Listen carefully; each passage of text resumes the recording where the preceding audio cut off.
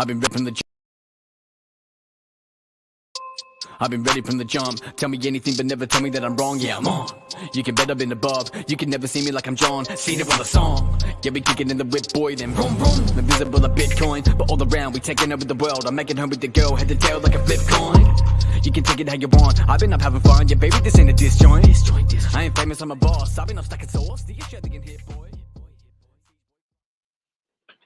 What's up, everybody? My name is Clue, and this is the Kent Farm Podcast. I am waiting on my co-host tonight, but that's all right because we are going to get into some discussion. I mean, here's the thing, and we're going to discuss this a lot tonight, but all of this stuff that's going on this week, and you may not have seen it, you may have missed it, but there's an agenda. There's a very clear agenda, and I'm going to invite my man Tony in here, and Tony and I are going to discuss it. Tony, how are you, mate? Good, mate. How you doing? Good. I'm loving the hat. Yes, sir. Thank you, Binge. That's the way. That's Very the way. cool. You can thank our friends over at Binge for sending through that sweet hat. Yeah, man. Loving it. Is that a little Binge box you've got in the background? Yes, sir. That's what it came in, and then, bro, all the plugs. Where is it? I got a tote bag. Oh, sick. Yes, got that. And then my buddy got me a mouse pad, a JL a mouse pad, which is somewhere here. Pull it up later. Yeah, man. What's going on?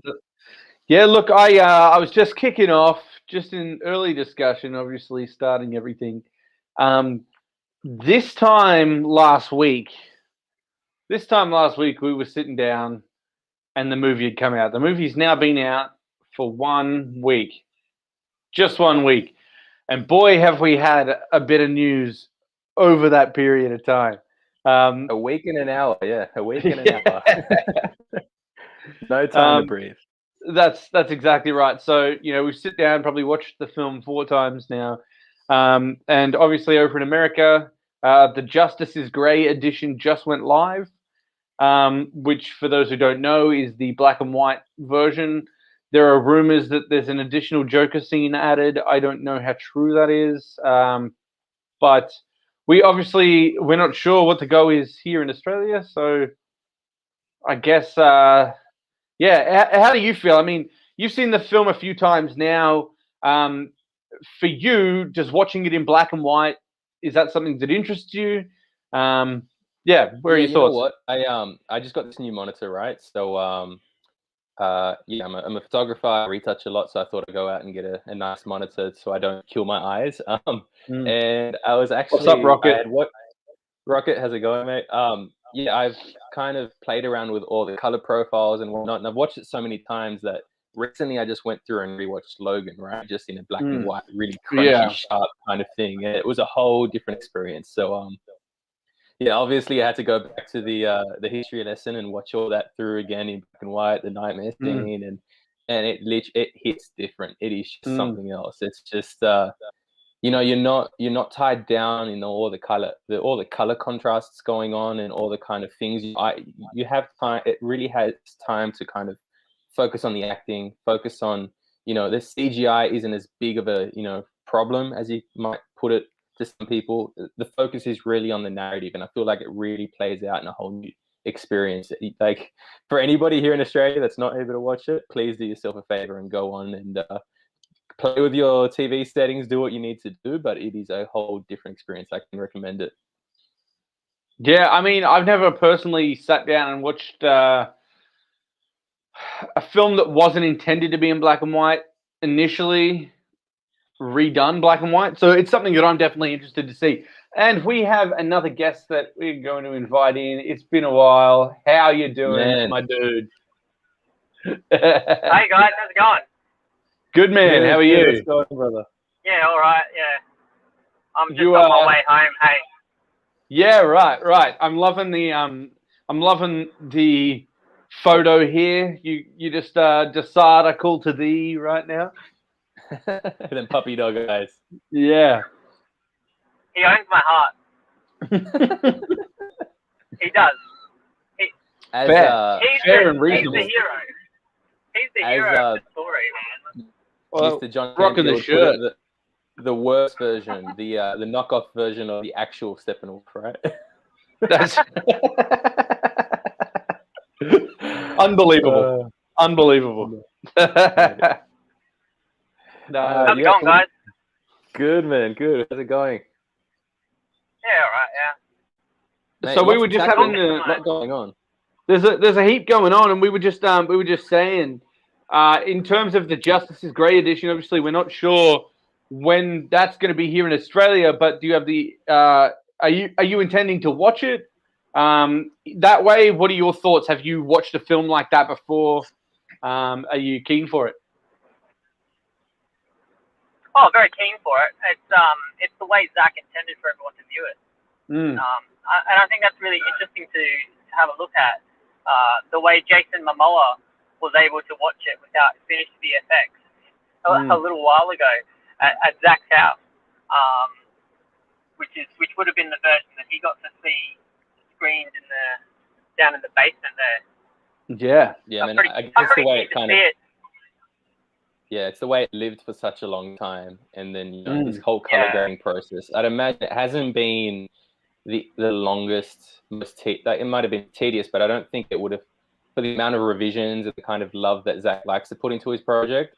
There's a part of me that feels like somewhat maybe a little bit rushed out the door, the way everything has come together and all the kind of all these kind of mandates to get it finished by a certain date. There's just been it's been an absolute slog for it to kind of get wrapped up and packaged away. So I'd imagine even me watching it through a kind of, in a way, knockoff version with a color profile on the monitor, I'd imagine that he would have individually gone through and, like the guys have said in the chat on Twitter, each kind of shot has been kind of pushed and tweaked, and you can really dive into the contrast of each shot and kind of highlight specific things you wouldn't see in the color version. So again, that's why it brings focus to the things that you might have missed the first time around, which absolutely. I love it.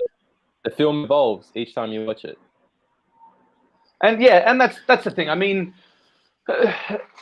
it's one of those things. The rewatchability is just fantastic on it, and to experience it in a new way again, that's something that I'm excited for.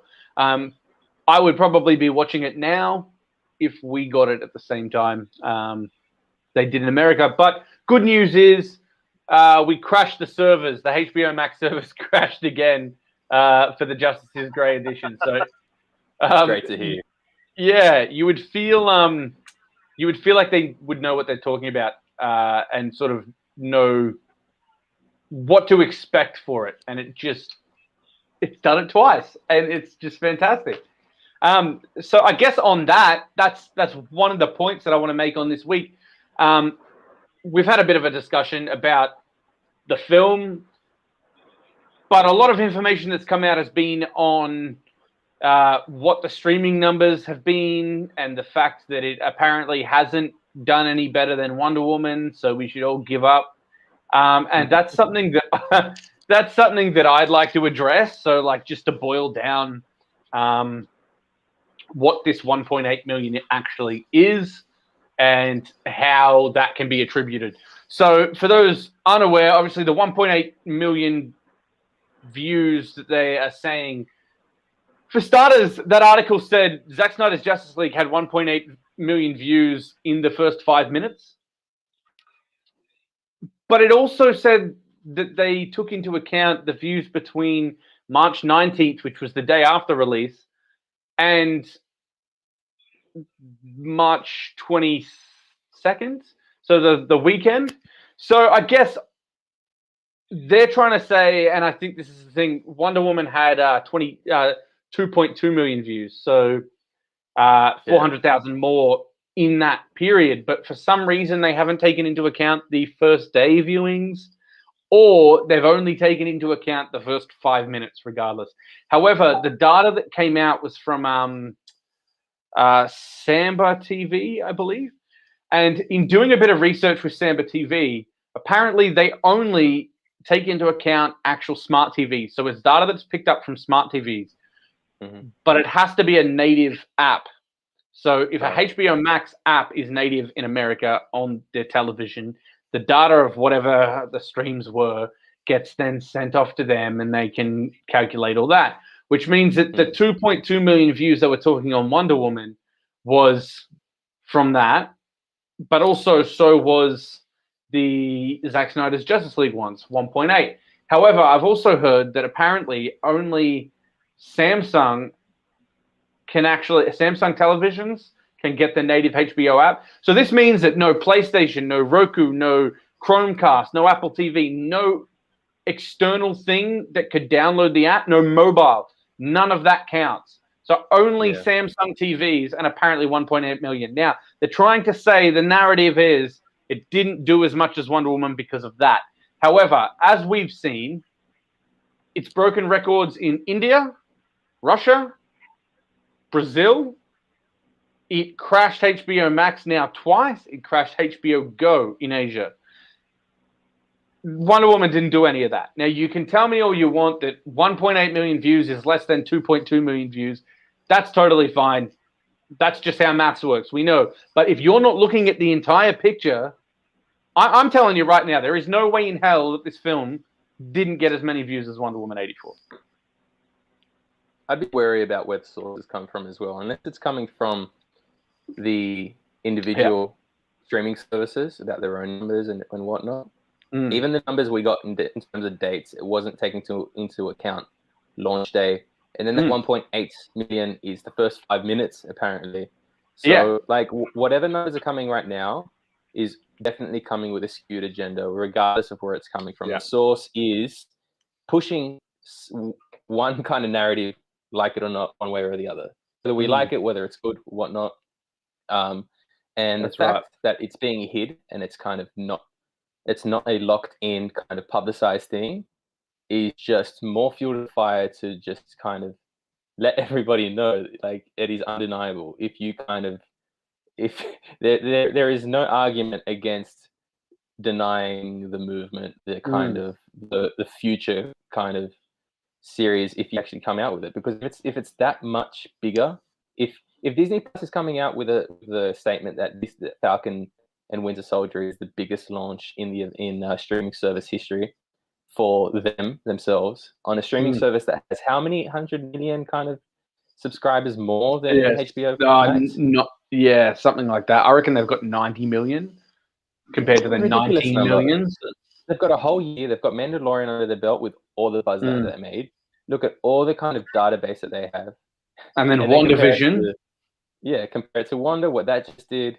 And then throw into the mix that this movie, 4 hours, that people can't just casually sit down and watch, has been rewatched and rewatched and rewatched. So, I mean, take what you will, put whatever number you want in front of it, call it a flop, call it a failure, call it dark, call it gloomy, call it whatever you want.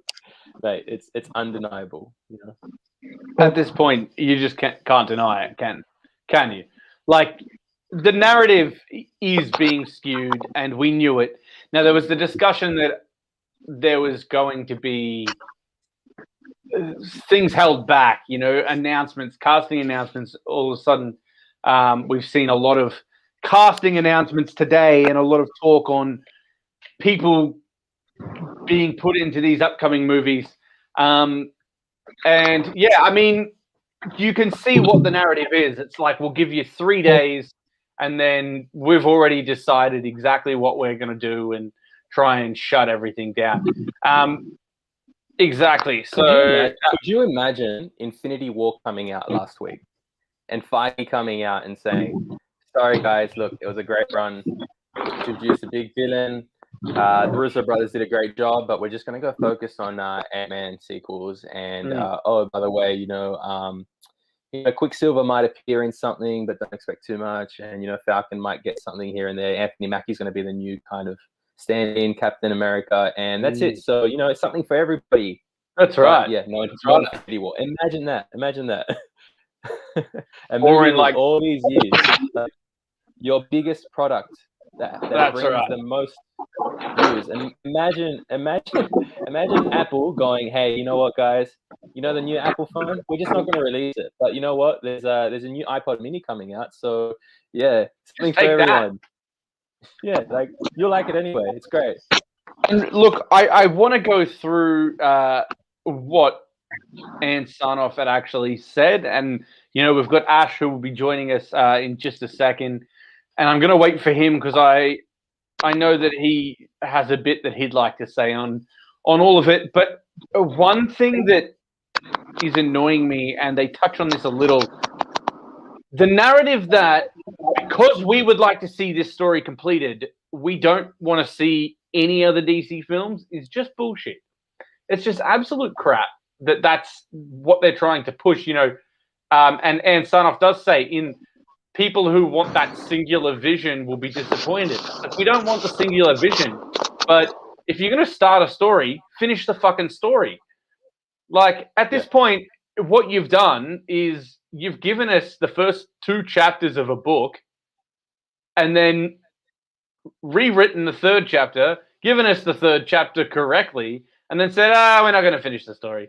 Like, I'll read the other book. I don't care. I'll read your other books that you're going to give me, but all this whole strategy I got started on this story. Exactly, this whole strategy and way forward that they're kind of, clinging onto, saying this is the thing that's going to explode in our vision. Oh, you just wait for it.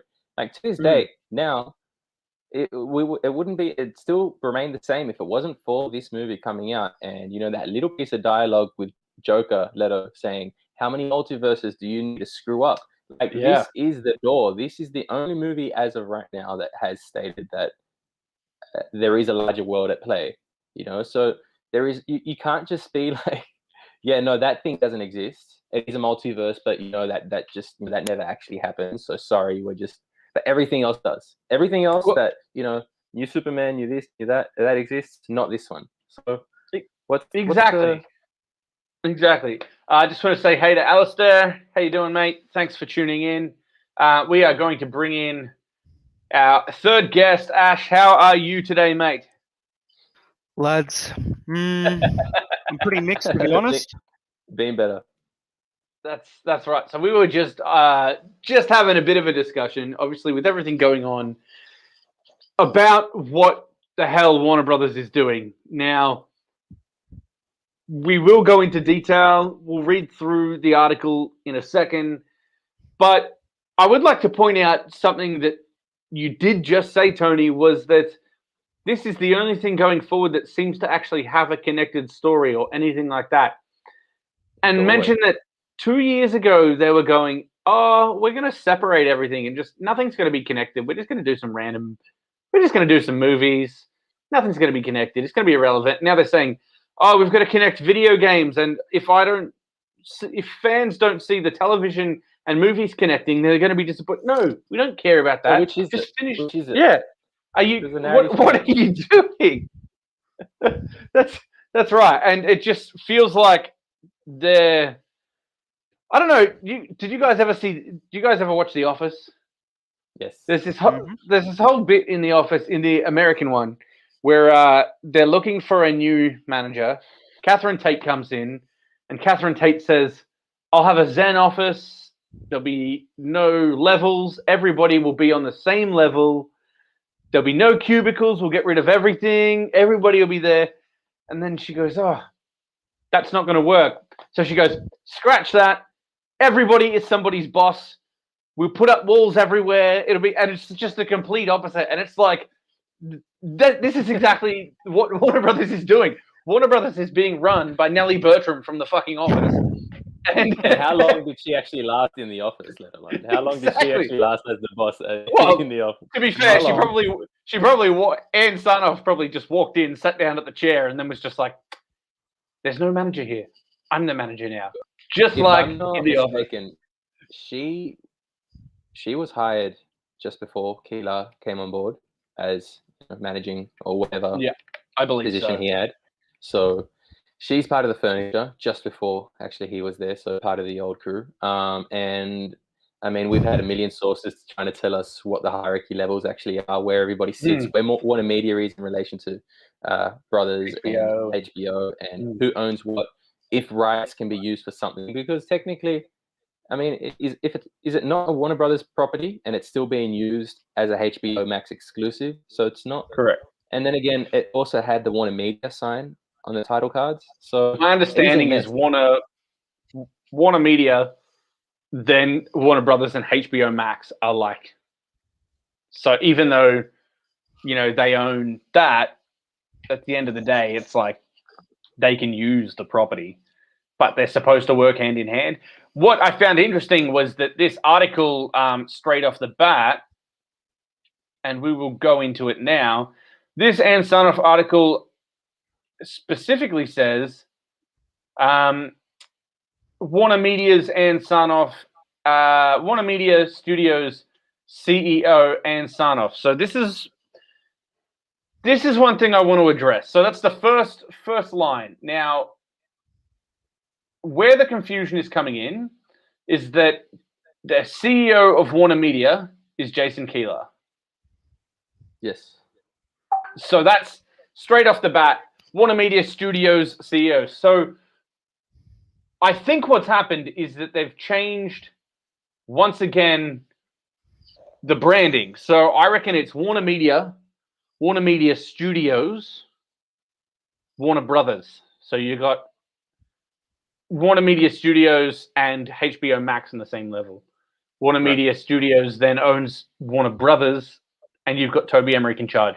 So the thing with this is that they directly address her as Warner Media Studios CEO.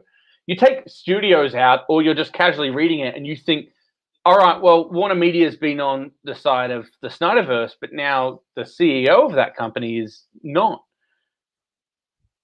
And that's where I think a lot of the sort of baiting and it just doesn't seem right in that instance. I don't know about you guys, but it's definitely not a team in unison in terms of what they're trying to do. Just because if it was, distribution would have been sorted out months before, not into a week before, thinking, are we even going to be able to see it? Keeler's been pushing it, but he's been very coy. And I think he's trying to throw off the fact that, he's posting billboards, yes, it's great. But then again, he'll go off and post something else and ignore it, troll a little bit. And then we're also hearing about these interviews, Zach actually coming out and saying, Warner Brothers just didn't want me to do this. We filmed the Jon Stewart. We, they had to fight them on all the Green Lantern stuff. We shot it and they wouldn't let me. The kind of parademon nest of Affleck being inside and that, not allowed. So many things that if it was just a team that kind of all strived towards a vision and, actually wanted the same thing, maybe we could have had a how many movie arc that was in unison and actually kind of opened up the door to another multiverse with the other Batman. We wouldn't have this confusion now thinking, is Pattinson, where does it sit?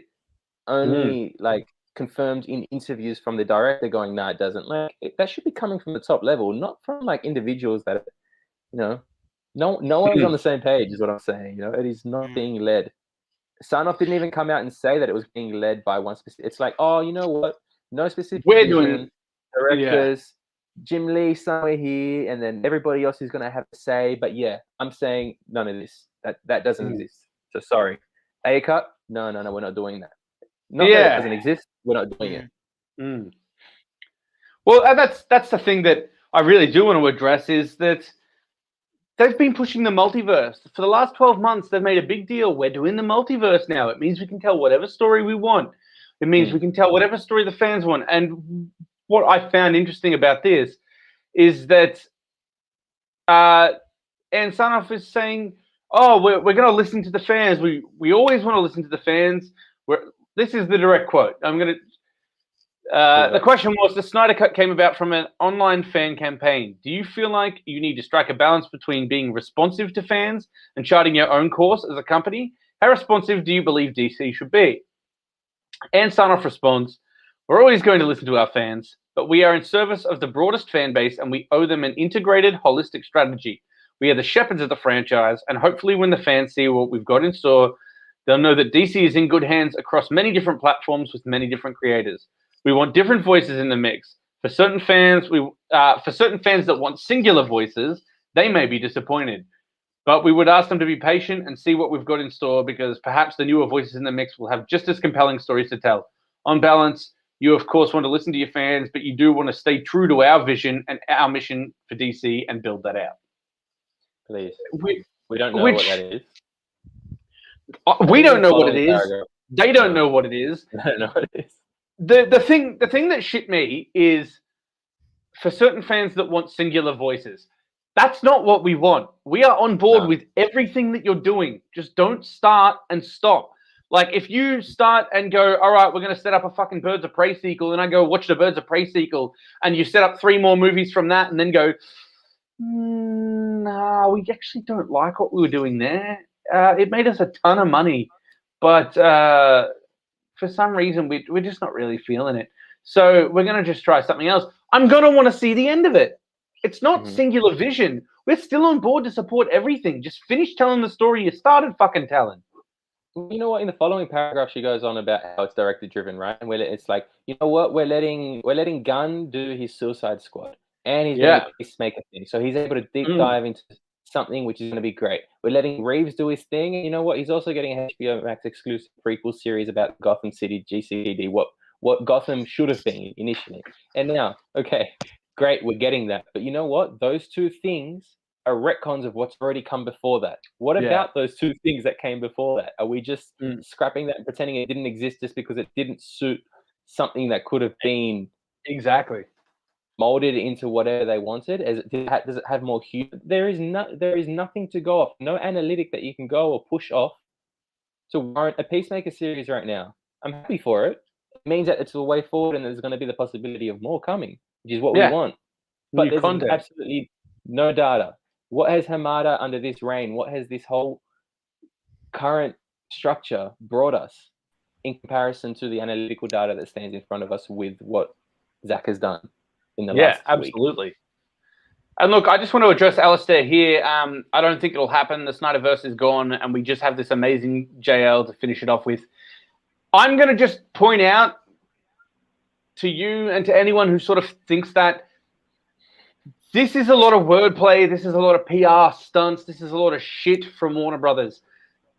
They have said directly, we will not be doing this. They have said they will not be doing this. They didn't do this. They didn't do Justice League. They didn't do Zack Snyder's Justice League. They didn't want it to happen. I 100% believe that Warner Brothers will not do JL 2 and 3. I 100% believe that they will not do the A cut. But what they're trying to do is make it seem like the entire company as a whole won't do any of this. That, I don't believe. I don't believe that at all. And I'll tell you who else doesn't believe it. Zack Snyder. Somebody asked him today, is there still hope? What's the possibility? How do we continue fighting? Do we continue fighting? He said, keep watching, keep sharing, show it to everybody you know. So that was today. That was just hours ago. Zack Snyder was saying, keep watching and keep sharing. I 100% believe that there are conversations going on behind the scenes. They're looking at this. This is the biggest thing that they've ever had on their platform by far. This is going to be probably the biggest thing on the Nielsen ratings across all platforms. I 100% believe that. We'll get that streaming information in 3 to 4 weeks. They base that off hours watched. So I think it was already, if it was a 2-hour film, it already would have been number 1. But it's a 4-hour film. So it's probably going to be double what's coming second. If you're looking for any little piece of string of hope to hang on to, the one thing that you can take from this whole experience is that at a corporate level, Warner Brothers has been overruled on this. This whole thing was never happening, and it got overruled. And they put $70 million into it. They invested a big amount of budget, more than what Joker got made off on, and they put that money into just. You also have to remember they didn't put just $70 million. You know, like those hashtag handles. What are they called? Those Twitter emojis. Didn't someone say they cost like $1 million each? Each, yeah. And like, how many of those did they flat out? Like, well, there was 70 is the easily 10 of those. There was one for each. Yeah, there was one for each of the team and their alter ego plus another. Yeah, I reckon there was 15. So I reckon they got 15 million on that alone. Yeah, you know what? Be more like the actual number is probably closer to 100 if you're actually kind of taking Hollywood accounts in at its word, you know. So yeah, I'm sure it's 70 more is a than bit that. of a term. But what I'd also like, I feel like the thing too is they're seeing everything. They're 100% seeing everything. Ann Sarnoff drops this thing. She says, SnyderVerse isn't happening, and we're not doing the Ayer cut. And what do? 200K tweets restore the SnyderVerse. The Ayer cut, release the Ayer cut, gets 85K tweets and trends the entire day. All that they've done is wind us up, throw fuel on the fire, and say, see what happens. I'm telling you right now, you'd have to pour into marketing just to get that many interactions going on a trailer, on a Godzilla thing, or you'd have to put something big, and that's free marketing that she's giving. She's adding. I don't know about you guys, but personally, I don't care if Godzilla vs Kong comes out this weekend. I am only going to watch the Snyder Cut. I'll watch Godzilla vs Kong in a few weeks when it's all died down. I don't care, but I'm not. I'm not going to support Warner Brothers in this because I don't want them to turn around and say Godzilla vs Kong is the reason that we got all these streaming, which I feel like they're going to try and do. But yeah, as I said, these Nielsen ratings and a lot of stuff's going to come out, and we're going to see how many streams it really had. You know what? I'm actually glad that Ann Sarnoff said that, because number one, I don't want Zach having to work with Warner Brothers ever again. I mean, you look at how much they were putting all these constraints on him as he was trying to pull his cut together. Can't use Green Lantern, a scene that he's already shot. Can't use anything at all. You would get no Jared Leto, you'd get no Batman back, you'd get, none of the Nightmare scene would have been in Zack Snyder's Justice League. That you have a look at, they were even trying to put all sorts of different types of, constraints on him when he's like, hello, I'm pretty sure that the deal I made was for my version of the movie. You guys had your chance. That's done. This is my turn. And HBO Max, Warner Media, Jason Kyler, and whoever else was over there greenlighting this thing have supported Zach in getting that through. I don't want him working with Warner Brothers ever again on any project. They clearly do not like Zack Snyder. They literally get triggered whenever his name is trending. I know that for a fact. That makes me happy. Executives at Warner Brothers get really mad when Zack Snyder triggers. It is trending on the top trends, and for a whole week, his name was in the title of the film that they did not get to release, and it's commanding so much attention.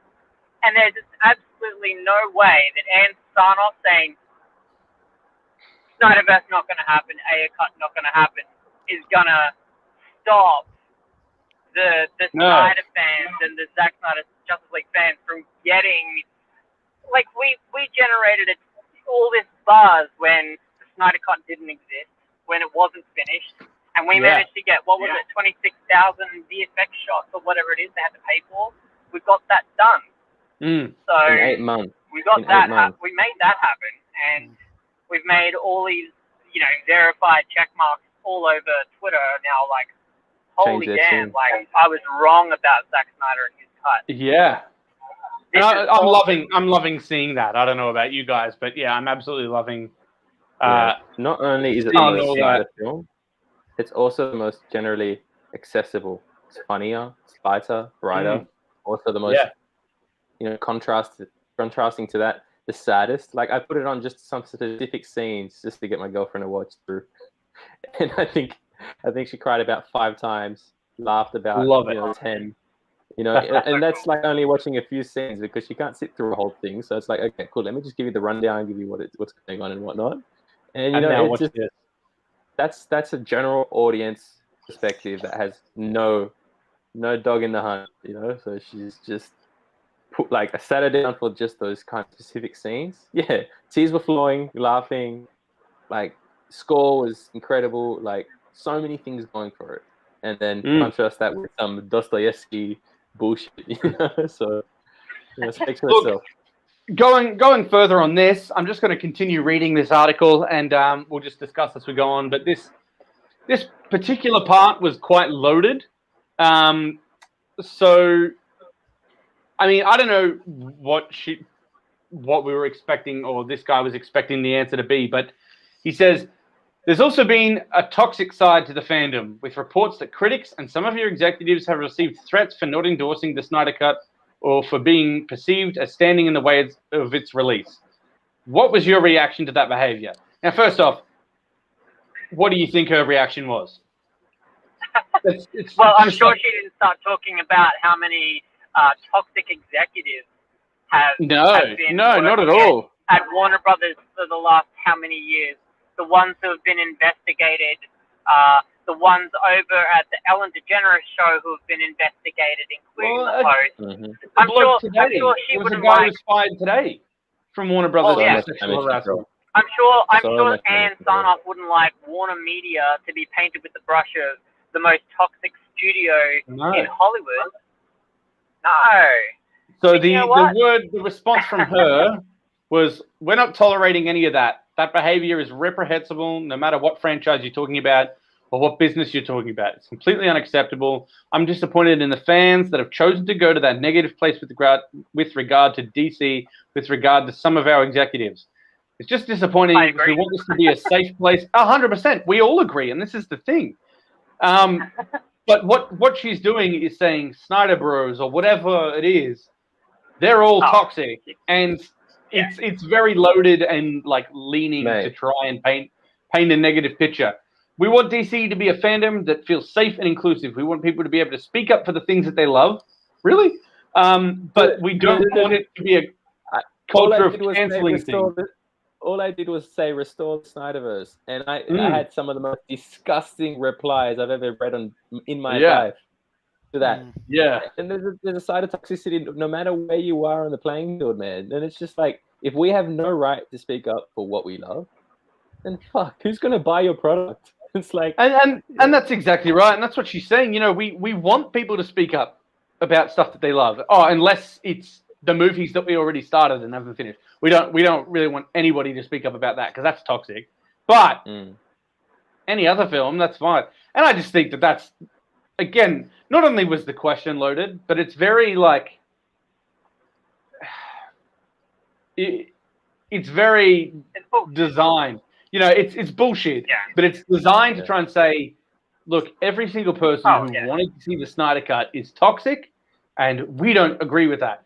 And look, people are saying, against some of our executives. Well, some of your executives are being accused of some pretty terrible things.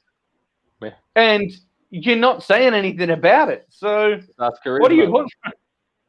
That's charisma. And that's right. And then of all the points she hit. Remember that this organized as well. This whole interview was recorded ages ago. And was scheduled to come out. You know, like this was meant to be, if the Snyder Cut doesn't do well, which we don't think it will, this is our way of saying, okay, it's done now, let's move on. This is our new DC. And then all of a sudden, backfire, like they can't say, oh, look at the critic rating, because that's good. Oh, look, the audience doesn't like it because it's 4 hours. No, that's pretty solid as well. I think that's what, on Rotten Tomatoes, like 98%. That's right. And so there's no leg to stand on. Look, I'm going to read these next two little bits here, and then I want to ask Ash some of his thoughts. The campaign for Release the Snyder Cut has moved into a new phase. It's now #Restore the SnyderVerse. What's your reaction to this new phase? I could tell you without her answering, but I appreciate that they love Zack's work, and we are very thankful for his many contributions to DC. I don't believe that, but we're just so happy that he could bring his cut of Justice League to life, because that wasn't in the plans until about a year ago. With that comes the completion of his trilogy. We're very happy we've done this, but we're very excited about the plans we have for the multi-dimensional DC characters that are being developed right now. Will there be more director's cuts? Will we see David Ayer's cut of Suicide Squad? We won't be developing David Ayer's cut. Yeah. Anybody find it interesting? We're very excited about the plans that we have for all the multi-dimensional DC characters. Because they're all one-tone, right? Yeah, because all Snyders are one-tone. They don't do anything. Ash, you were talking before about no holds barred. You sort of wanted to go the Incredible Hulk on all of this. So yeah, let us know. Where are your thoughts at? What? Time for some bluntness. So first of all, regarding the article, it's clear that article was loaded. There was an agenda behind it, and it was sent out with malicious intent. It was barely 4 or 5 days since the Snyder Cut was on streaming. 3 days, sorry. Yeah. And everything about the article just it's a load of hypocrisy and utter BS. And this whole thing with the multiverse, I just got to say, Warner Brothers, if you're listening to this, get your shit together. Call all your directors, Zack Snyder, Matt Reeves, J.J. Abrams, all of them, and actually have a proper meeting about all their visions. You want to talk about embracing the multiverse? How about actually get a clear vision in order? It's Or clear just look up multiverse. Exactly. And it's clear, right? We know this. The only director that seems to have a clear vision, because we've known it since 2013, is Zack Snyder with the SnyderVerse. I don't doubt that Matt Reeves has his own great plans for the Batman trilogy, and I'm not at all dissing him for that. And I'm sure JJ in his own mind has a vision, but we still don't know what the heck it is, and there's been no proper talk, and it's like Warner Brothers don't even know. So yeah, it's been a pretty crazy week. But I think in fairness to the fans, we're a massive base, the Snyder Cut movement. We're not going away anytime soon. And you pulling stuff like this with these articles, it just adds fuel to the fire. We're not going to give up. I'm going to keep fighting. 100%. Anything you want to add to that, Tony? No, bro. I want you to pull up that little checklist that you kind of stated that and just kind of fired off. So I'm gonna have to go back through and find that. I reckon. I don't know that. But while you're doing that, like JJ was brought on to initially do Justice League Dark, right? In this bright, happy kind of, he's still doing it. Yeah. Is he still like? How the hell are you going to bring in a Constantine that's an alcoholic that, he's like, there are so many things. It's literally called Justice League Dark. So they're going to have to call it Justice League Fluffy or something just to kind of please everybody. But that's the thing. They don't have to anymore. It's like you think that that's the case, but Dark isn't an issue. How many people have you heard say, "Oh, I'm really excited for this this new Matt Reeves Batman. It just looks like really dark." And you're like, you want that? Are you kidding? You're cool Is that what you want? Yeah. You wouldn't believe it. Regarding this checklist, one thing that I noted, and we won't go through the rest of the article because it's mainly just absolute bullshit, toxic fandom. As we were talking about agenda, I noted to the guys in a group chat it's like Ann Sarnoff was like, "Oh, let's do an interview." All right, what are we talking about? Well, for starters, why did you release the Snyder Cut? Yep, that's right. We released the Snyder Cut. Give us a pat on the back.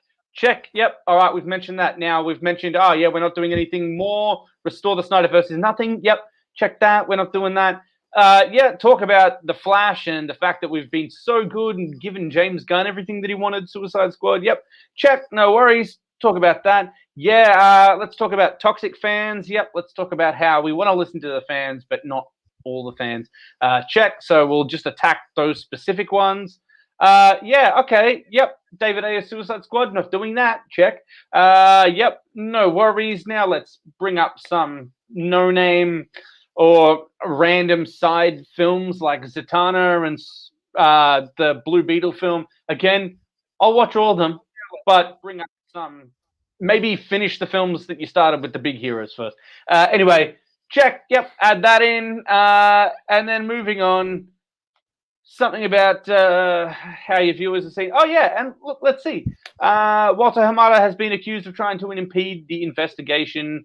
Our investigator, Judge Catherine Forrest, pointing out she's a lawyer who used to be a judge. They're just saying, Judge Catherine, that's not her title. It's not her title. It used to be, it's not now. But, you know, to the casual reader, doesn't that seem better than just lawyer? Has issued statements specifically about President Walter Hamada, saying that there was no evidence of interference by Walter Hamada in the investigation. Pointing out here, Ray never said there was. What he said was he tried to interfere. He tried to stop it happening in the first place. Ultimately, it happened. He didn't interfere then. This is how Warner Brothers is wording things. This is how they're tricking you by saying he didn't interfere. Ray is lying. He didn't interfere. That's what an enabler is. That's the definition of enabling. Enabler. Exactly. He didn't interfere. Ray's saying, I never said he interfered. I said he tried to. He didn't. He wasn't successful because I kept pushing it. But Warner Brothers is using that to push this narrative that Ray is a liar. Anything that he says can't be trusted. Oh, yeah, we found some stuff in an investigation, but we're not really going to talk about it. Here's another one. Ray stated that because of a non-disclosure agreement, he can't share specifics about the abusive behavior on set. Is there really an NDA that would prevent him from publicly sharing all the details that transpired on Justice League? Not that I know of. Why doesn't a rape victim come out with all the details? Like, do you think exactly they want to air out all that shit? Like, exactly. And in Ray's defense, I will say here, editor's note, a spokesperson for Fisher said to Variety, Mr. Fisher is no longer under NDA and will comment further when appropriate to do so. Ray is going to spill the beans. I 100% believe that. I think that Ray is trying to give them an opportunity to do the right thing themselves. But I think the longer that it takes, in the interview with the Faruqi brothers today, Ray has said that he has been trying since December to find out the details on what happened after they said that remedial action was being taken. He has not been told about anything. He doesn't know of any remedial action that was taken or any of the findings outside of Ray the 80 people. Definitely has Gaza level receipts. He definitely has Gaza level receipts. Yeah. Well, he was gathering stuff for two and a half years before, like, he came out of Justice League himself. Exactly. So I 100% believe that eventually we will see Ray just drop the ball or drop the bomb. But I don't think that he's going to do it now because he doesn't want to overshadow the Snyder Cut. I think this article... He's filming. It's not the time.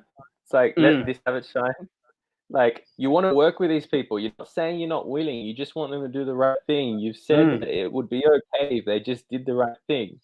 That's right. And not only that, but he said that he'd work with... He said, I won't work with Hamada again. Then Hamada apologized, and he said, I appreciate that, but he owes an apology to the 80 people that I'd interviewed and took the information to him that he tried to shut down. All Hamada has to do is apologize to them, but if he does that, he admits that he was doing the wrong thing. So he has apologized to Ray. But I just think it's interesting. Yeah, Walter Hamada, this is the last point that I'll talk on here. Walter Hamada has been on the receiving end of a lot of fan criticism. What was his involvement with the production of Justice League? He wasn't involved. He had nothing to do with Justice League. They're making it out like we have no idea what's going on. We know that he had nothing to do with Justice League.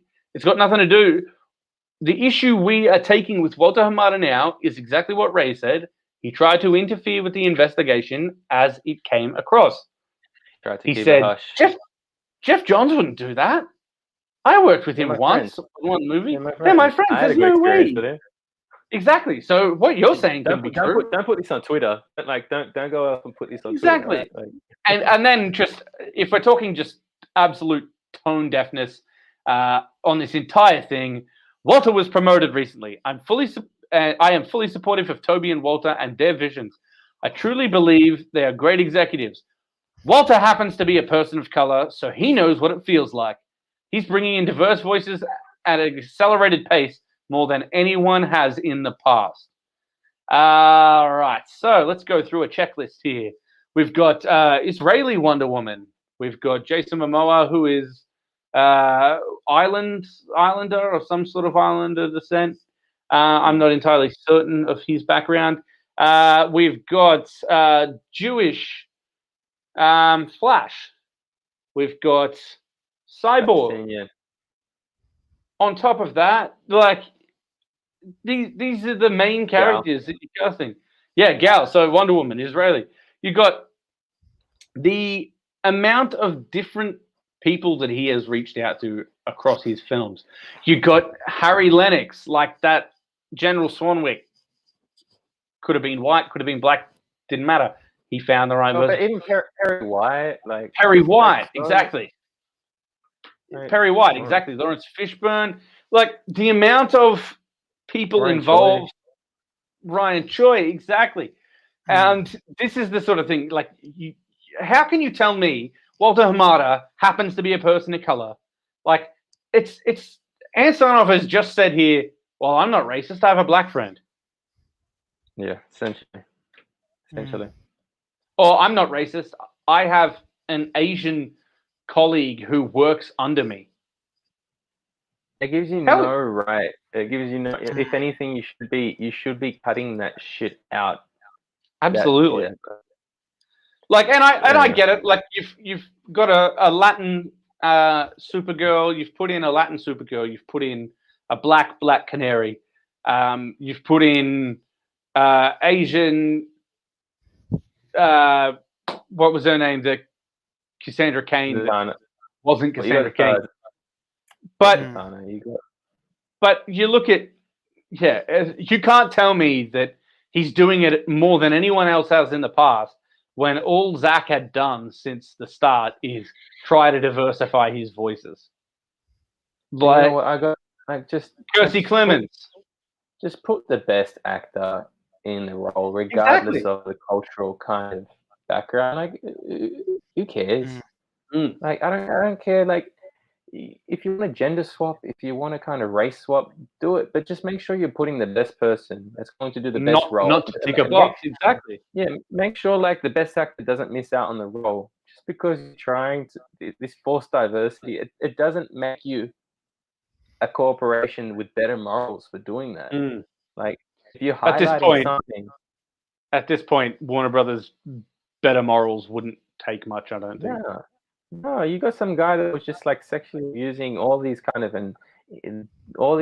indecent kind of jokes, and I'm talking about Whedon right now. Like, how many things has he done in his past that it has taken almost 30 years to come to light? Exactly. And I'm sure that shit wasn't unknown to them when they hired him.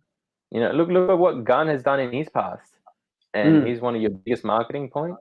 Come on. Exactly. And we let him get away with whatever he wanted. We're going to let him kill off Harley if he wants. But, I don't know. Like, it's just, it seems ridiculous to go through all that. And yes, I mean, more than anything, this is just venting. I think we all know, and I just want to make sure anyone who's watching is aware that you can read this article and don't believe a thing Warner Brothers has said, because I'll tell you why. I don't believe a thing that Warner Brothers has fucking said. They've turned around. Ray announced and called them out on something, and they announced Batfleck was back. Ray called them out on something. They announced Michael Keaton was coming back. Now, what's happened this week? Michael Keaton's talking. Oh yeah, I don't really know what's going on with the Flash. I don't even know fully that I'm in it. There's no contract signed. They've just announced it because it was going to make big waves to try and drown out Ray's voice, because they know that they've done the wrong thing. I don't want to take shine off any other upcoming projects. I'll go for it, actually. Yeah. It's the same thing with Momoa with Frosty the Snowman, except he called WB out on their bullshit. Yeah. Yeah, there was interesting to note there was never an acknowledgement of that. Like, they know that Ray is an actor who hadn't been seen in much, so that they were pulling that shit. But the moment Momoa calls them out on it, they were just quiet and they never responded. That's the $1 billion boy, though. That's why. Exactly. He's untouchable. So yeah, exactly. Jesus wept. I think this is the thing. If you're out there watching, you're concerned about the Snyderverse, don't be, because Ann Sarnoff is just talking shit. She's absolutely talking shit. This article was probably written 3 weeks ago and ready to go. The day that they had it ready, I reckon that they weren't going to drown it out this quickly. I don't think that they were supposed to release it this quickly. I think you're right. I think it was going to be a when it does bad, Kick them when they're we'll down. give it a week. I reckon they jumped on it because they were like, if we say that this isn't going anywhere, then this will stop it from continuing to stream because the word of mouth is good, and now people are wanting to watch it. Speaking of good word of mouth, did you guys see the Leslie Jones live commentary of that? She's great. She is the queen. I think it's Oh, said. She's that was fantastic. that was so funny. I've sort of been following Leslie Jones since she was on SNL. All right. When she was just being like, when she was coming on for a guest on Weekend Update, and then like the next season she was added. But yeah, she's really funny, and not only did I love that, but I loved that she loved it. And Ray Fisher mentioned it today, and he said that he gets to the scene that Cyborg's working at. He can do all this stuff, and he's helping the woman out. And Leslie Jones said, lucky he's a good person. Lucky he started out as a good person, because this amount of power in a bad person's hand would have been bad. But look at what's happening. And I think that that's fantastic, and he was like appreciating that response to it. Yeah, I thought that was a lot of fun. It's true. Like, if anything, it just showed he's arguably the most powerful, would you say? Yeah. Remember? He's got the most amount of, Did you guys see the viral tweet that was going around? Who would win in a fight between Iron Man and Cyborg? Yes, but I don't remember the reply. I don't remember the specific reply. I saw one reply that said Iron Man would just hack Cyborg. Yeah. Like, and I mean, it's you laugh at these sorts of who would win, whoever's writing it, that sort of thing. But whoever's writing it chooses. Like, there is but if you want to get into the nitty gritty and going off the kind of power things that they can do, you can go on forever. Like, it's a dumb question. Like, Cyborg would hack Iron Man's suit before he even put it on. Exactly. So that made me laugh. All right. I want to point out one thing I kind of wanted to touch on. And it's about the fact that, look, we can complain. We might, pick these things apart, and it might sound a little bit negative. I understand that, because there is a lot of good and bad within the fandom. I don't want to say that I'm not excited for these other DC projects at all. Absolutely. Pierce Brosnan, epic. My childhood nostalgia is going through the roof.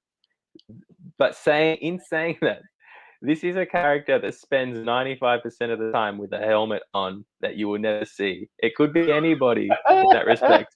Why do you need to why is that coming out now? I understand production's coming out in a month. I'm excited to see it. But this thing, they've been kind of leading us on for almost half a decade. Like, I get that it's heating up, but you don't need to do it 6 days after the release before the statistics or anything. Like, come on. They know what they're doing. 100%. Purple Smoke has just said, did you guys notice that everyone who spoke about Zack Snyder's Justice League was like, I didn't think this will happen. I was amazed I liked it. Don't hate me, but I liked it. General consensus. It's kind of say it. I put something on there saying, really happy to see all these check marks, enjoying the film. Could do without the I can't believe this, but at the start of everything. Like, don't hate me, but I'm really, really liking that. I'm really liking that I'm seeing people go back and revisit Batman vs Superman as well, and Man of Steel as well. I think a lot of people turning around, saying how much they enjoyed it. So yeah, I'm really quite liking that. Ash, where are you at? Yeah. Look, just adding to Tony's great points. Look, I just really want to emphasize the point that we are. The end of Lord of the Rings: The Two Towers. Gandalf said, "The battle for Helm's Deep is over." That was our battle for the Snyder Cut. The battle for the SnyderVerse is upon us. It's about to Absolutely. begin. Absolutely. I was actually watching Two Towers this morning. My roommate This would not is- stop watching it. He's working, he works at Amazon, and obviously that's a big Yeah. project that they got going on. He's watching it on repeat constantly, like even on the screen as I walk past. He's always there, So Yeah. I love it. But I just want to say, so this is the time to step up where, we're all tweeting, restore the Snyderverse, and we just got to keep at it. I just want to say as well, you don't have to limit yourself to just tweeting it. Invest in the merch, guys, because they're looking at the merch. There's a reason why all those shirts came out. I know in Australia we're limited. Exactly. We have contacts on the Kent Fun podcast. If you guys want to get some of the merch from the US, hit us up. We can sort you out. Yep. But we've got to pull all the stops. Just a few days ago on my lunch break, I took a clip of that great Portal scene with Desaad and Darkseid. I tagged Darky himself, Ray Porter. He liked it. We have the League on our side. The League actors and the villains are fiercely loyal to Zack. They want this to happen just as much as we do. We've got the backing. Manganiello doing the work right now, man. Manganiello is putting in the work. Yeah. It's because he wants that to happen. Because suddenly, up until 6 months ago, he thought that time of his life was over, and now he's like, "Oh shit, people want this."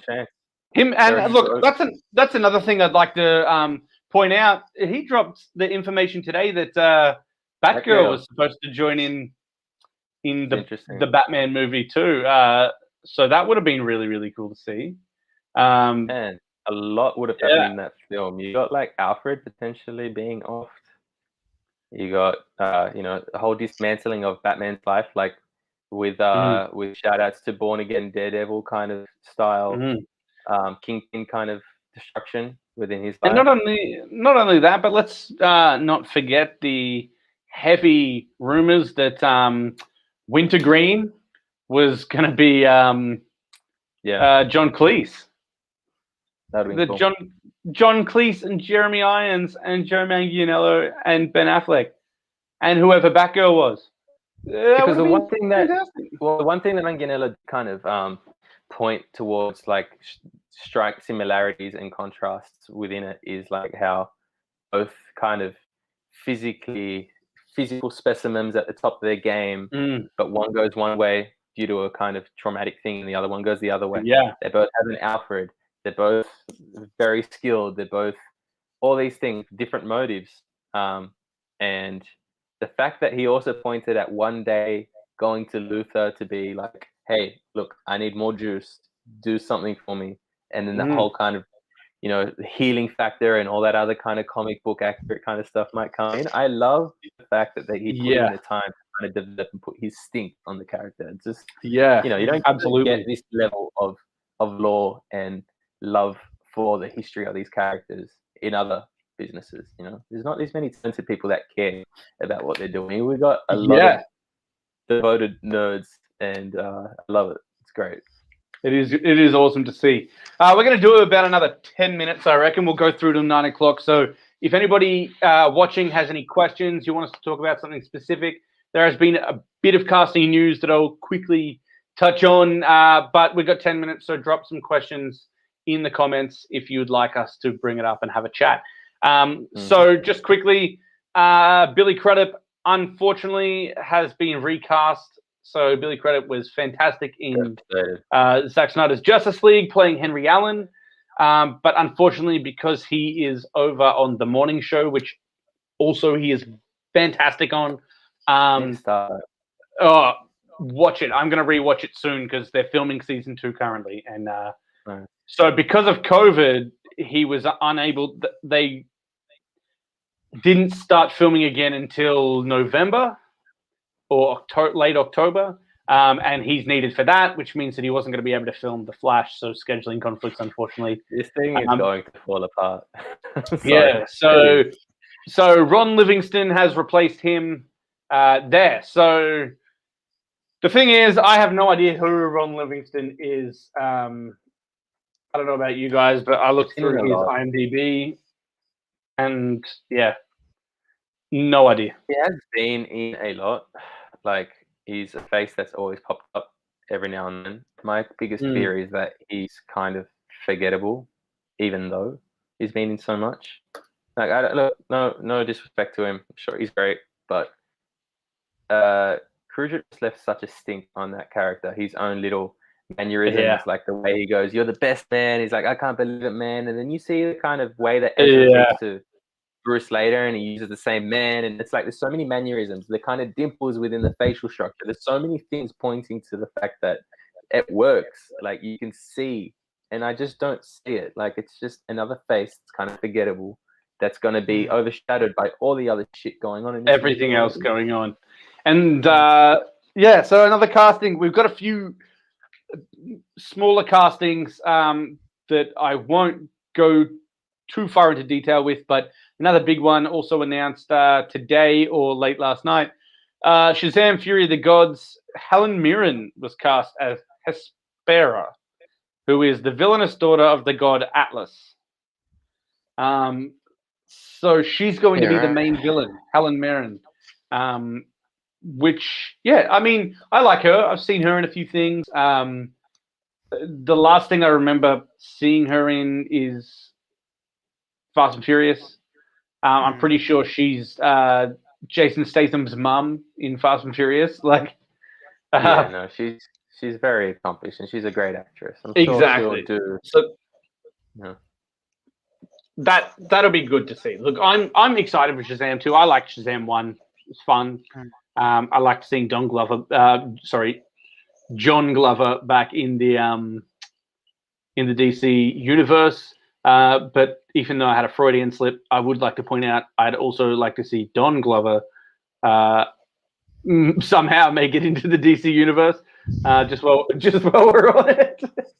And then the last casting screwed him over long enough. Why not? Exactly. He got a DC level screwing over at Marvel. Everybody else at DC has been screwed. Sorry, just before you move on, like, you've watched Shazam more times than I have. That ending scene of the kind of, what's the villain's name? He's like that slug guy. Is that not the way forward anymore? Mr. They're not moving forward with Mr. Mr. Mind. Oh, Mr. Mind. What am I saying? Yeah, Mr. Mind, I believe is his name. Whoever that was, because we got Savant locked up. Yeah, I don't know. I mean, my understanding was that we were going to see Mr. Mind with some mind control shit on Superman, and we might have a Superman Shazam fight. But that was when the film came out in 2019. They were talking about that. So I don't know. We'll see how we go there. Then last casting, as we quickly touched on it earlier before, Pierce Brosnan as Dr. Fate in Black Adam. So that sort of rounds out that cast pretty well. I'll be honest. The Flash is really up and down for me. Shazam 2, I'm keen for. Wonder Woman 3, all this stuff that's coming. I'm keen for it. But I think Black Adam's the one that I'm most excited about. I think it's sort of it's being done in the past, I believe. So that being sort of separate, like in an ancient Egypt type situation, I think will be really, really cool. The only reason I'm with you on that is because I feel like it would have the least amount of studio interference because The Rock has so much sway in Hollywood. Absolutely. He produced Shazam, put his stink on it. Like the way he came out and said, "I'm so proud of my cast," kind of thing on live tweets and whatnot. Like it feels like he's able to kind of shift the narrative wherever he wants it to be. Yeah, and generally he has come out and supported Snyder Cut. And he does have Danny Garcia as the manager, and he has mentioned the change of guards and power shift in the Justice League. So like, he hasn't come out and specifically stated it, but I do think he's on board multiverse wise to kind of get his hands dirty with. I 100% agree. But yeah, Golden. You know who I love personally? You got 1007 in the mix already with Dr. Fate. Bring in Daniel Craig as Constantine, our blonde British man, and put some stink on him, and then you're good to go. Bring in and then the future. And then you got Idris Elba in the Suicide Squad. The Bond that never was. And bring in then Henry Cavill, the next and one. then bring in Henry Cavill. Future Bond. Pierce Brosnan was and is my favorite James Bond. I can respect that. Personally, I think I like the Daniel Craig movies the most, so I think he just defaults to my Bond. But at the same time, 2006 when Casino Royale came out, I saw that in the movies and I was like 12, so that was like the first proper take on Bond that I got. The hardcore scene at the start is the best thing that has happened in that series, and it happened in the first scene of the first movie. Yeah, and not only that, but the music. Oh, the music is so good. Fan money is what gave the world 9 Fast and Furious movies. Yeah, 100%. Exactly. It still keep getting made, and it's got no narrative. No, everyone knows. And they're going to space next. They're going to space. Let's drift around the moon. That's the marketing ploy. Isn't it sad though? Isn't it sad though to think that Fast and Furious is going cosmic before DC does with Green Lantern? That's always the opportunity. Dominic Toretto is going into space before DC gets a Green Lantern. It's ridiculous. Oh well, I mean, look, the fact that family. I can't even spend time talking about it. I've just got to change this. No, we're doing an episode. I love the Fast and Furious movies. I love how lame they are. It makes me so happy. We can do it. Absolutely. I'll get some more of these going on, and let's do it. It's happening. You guys who are in here, you heard it. A dream DC Marvel crossover. The Rock's Black Adam, Marvel's Groot, Vin Diesel. Let it happen.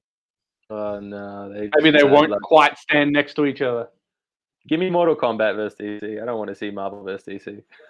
Yeah, I mean, I don't know.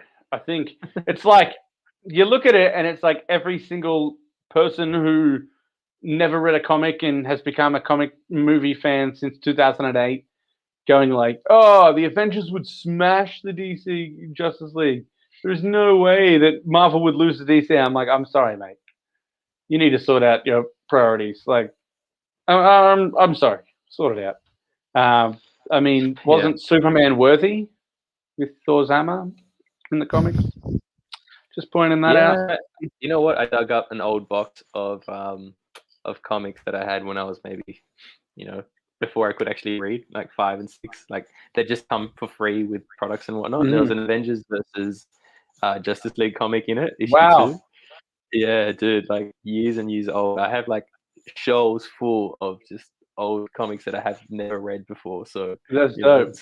It's a good deep dive. I was actually looking because I want to buy that Justice League vs Avengers one, but I just can't find it online anywhere. It's like 5 issues, I think. Yeah. Yeah. And surely they've put it out in a book. The single issues. I don't think it's probably got a trade, but it's always harder to kind of dig up. But you know what? Like again, I don't want to keep hearing that we are only devoted to Snyder's vision and this singular kind of vision. 100%. Like I don't give a shit. I'm down for these alternate Snyder kind of nightmare version of things that aren't the characters I grew up loving. It's his own original kind of vision. It's cool. All right, cool. As a comic reader, you can be kind of primed to accept different versions of your favorite. Some of my favorite ones are kind of alternate one shot kind of like Flashpoint, Deceased, all these kinds of things that would make awesome movies. DC Zombies, fuck yeah, give me that shit. Like give me these one-shot, wild, black label kind of stories. Joker is a black label. I don't love Joker movie. I think it's too heavy to keep. Has not got the same rewatchability as Justice League, but it's a black label, hard R movie that deep dives on a character. Please give me more of that, please. I'm here for it, and I'm a Snyder fan. I'm a DC fan. Could you believe it? I don't necessarily love Shazam and what I saw. But that's because I don't know what direction they want to pull in. I don't know what the fuck they're doing. I mean, I'd almost be interested to do a rewatch of the entire DC universe from the start. Obviously, not Man of Steel and BVS because we talk about them all the time, but the sort of maybe Aquaman on for discussions on the positives and negatives and what we can take away from it. I'd be interested. I think of all the movies that have come out post 2017. Shazam's probably my favorite. I think it is my favorite.